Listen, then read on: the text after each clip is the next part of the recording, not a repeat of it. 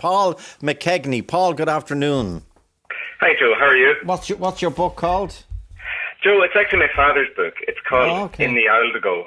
In The Ould Ago. It's an expression meaning a long time ago. And we self-published this book for my father in 2010.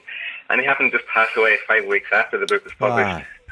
But since then, we've reprinted it 5 times. We've had, a number of waves of interest in the book. I think the last wave has chimed with lockdown as people are just becoming more aware of what's around them, what's in their local areas. And it's a very different book. First of all, the size of it. It's talk about coffee table. It is the size of a coffee table, and then just. This deserves a much wider circulation. Just when you explain the pages, because you open a page, say in the middle, and it's old tempo, the pottery kiln in tempo. That'd be a drawing. Each page is the centred pieces drawings. Are they by your father? Joe, the 208 pages in the book are all by my father. Wow, but he was some genius. God rest him. He was some genius. Like Dune Rat, an ancient royal residence.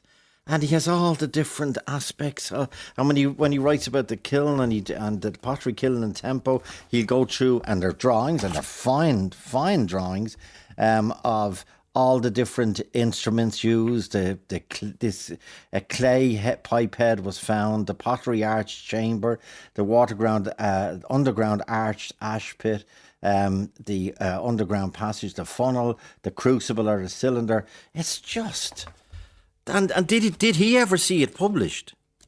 He did, Joe. He did. He was great. Delighted. He saw it. It was published for 5 weeks before he moved on. And I suppose just to go back to the start, he was an undertaker and a shopkeeper. And people would have come into his shop and told him stories. And in fact, he heard a story about 3 houses burning down, not 100 metres from his shop, about 60 years before that point. And he had no recollection of it, or there was no common recollection of it.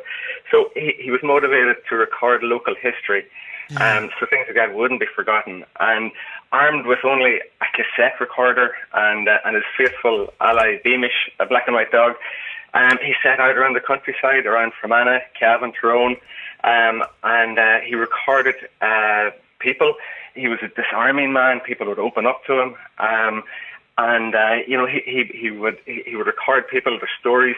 He'd go into their fields and he'd kick moss off old stones and record and discover stone circles.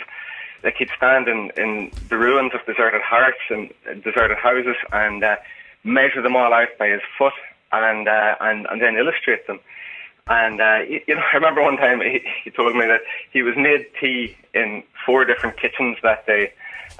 With his recording of local history.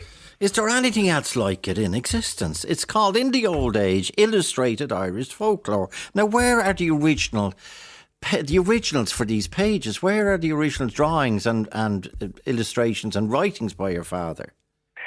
So we moved his collection into the Fermanagh Museum in Enniskillen. Well done. A big thank you to Sarah and Sinead in there.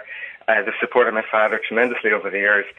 That's his written collection, and his recorded collection are with the UCD Folklore Department, and a big thank you to Paul McKeagney there, who are digitising his cassettes for entry into the National Archive. And where do people get it? Where do people get this magnificent book? It's actually only available on folklorebook.com. Okay, well, that's fair enough. But I hope there's a copy in the National Library. I hope there's a copy. Well, there will be a copy in Trinity and indeed UCD and local libraries, because it is a unique and magnificent achievement by your father, and it is a unique and magnificent achievement by his family to have it collected, to have it memorialised, and to have it bound in a beautiful book that means it will never, ever disappear. Well done. That's Johnny McKeagney. Johnny McKeagney is the writer. Go ahead. You wanted to finish, Paul? Just to finish there, Joe, thankfully, thanks to Kenny's.ie, the book has actually been selected for admission into a dozen of the Ivy League universities in the States and the Library of Congress. So it is in a couple of different places, also Arsenochtron and Buckingham Palace as well along the way. So we've had a great journey with it since my father passed away. We refer to it as the gift that keeps on giving. And how did it get in the book? You sent to the Buckingham Palace, I presume. Well, Prince Charles was over in Enniskillen for the opening of the Enniskillen Museum, and when there we thought it right that he should own a copy, and he was delighted. Well, he is a painter himself, as you know, watercolourist.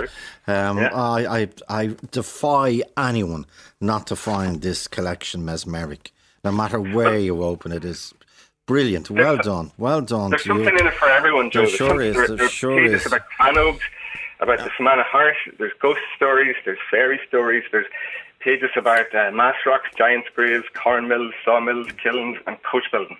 In the Old Age, illustrated Irish folklore. I think it's unique, by Johnny McKeagney, and that was. If I could just interrupt you for the last time, it's not in the Old Age.